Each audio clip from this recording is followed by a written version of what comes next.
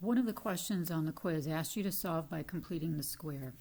To do that, you need to make a perfect square on one side of the equation and a number on the other. To start the process, we move the number, the plain constant, to the other side of the equation, leaving a blank spot that you're going to fill in. From here, we're going to add a number to both sides of the equation. To figure out what that number is, you take half of the middle number and then square it. This is the number that you add to both sides of the equation. So from here, the left side then factors. The right side can be added up. X squared plus 12x plus 36. What multiplies to 36 but is going to add to 12, and the numbers are going to be the same. And in fact, they're going to be this number here right before you square it.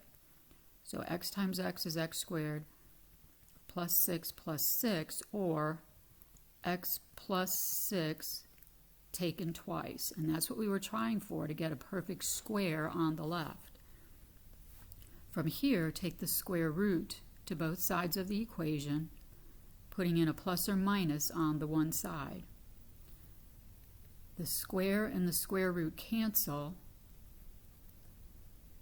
and we're left with plus or minus. And now the square root of 48 needs to be simplified.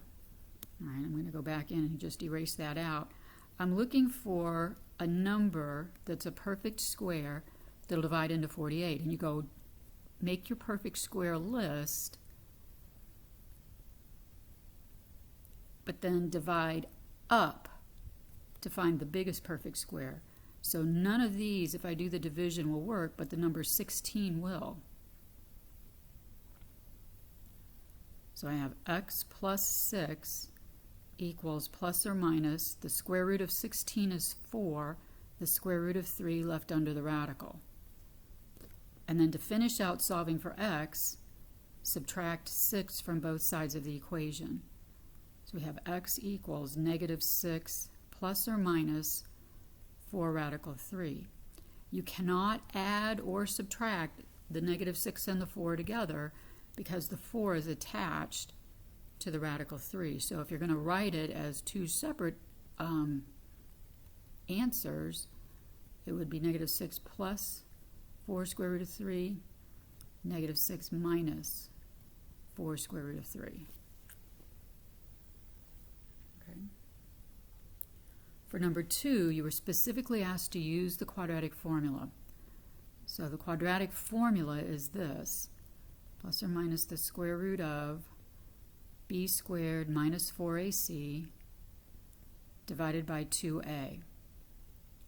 You identify a, b, and c. You don't multiply by 2 or do any of that stuff. That's when you're solving by factoring. We're not factoring here. We're just using the quadratic formula.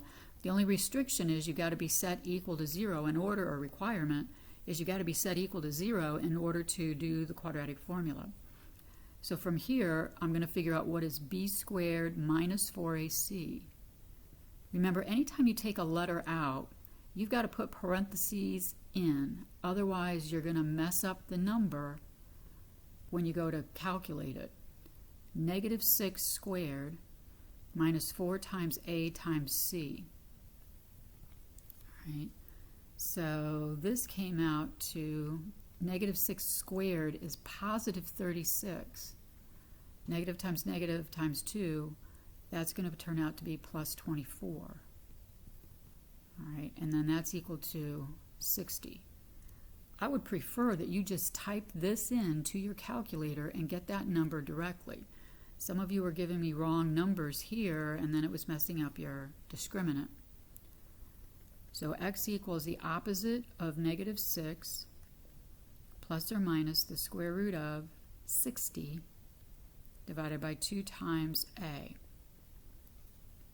So negative 6 is 6 plus or minus the square root of 60 divided by 4. do not cancel the 6 and the 4 out until you've simplified the radical. You can't cancel because of that addition-subtraction symbol. Remember, the only way you're canceling is if you factor first. If you didn't factor, you don't get a cancel. So the square root of 60, again, you're going up this list to see what's the biggest perfect square that'll divide into 60. And in this case, you've got to go all the way up to the number 4. 4 times 15 gives me 60. So I have 6 plus or minus, the square root of 4 is 2, square root of 15 left over, divided by 4. Right. And then from here, you look at these 3 numbers, or better yet, factor out a 2 out of the numerator,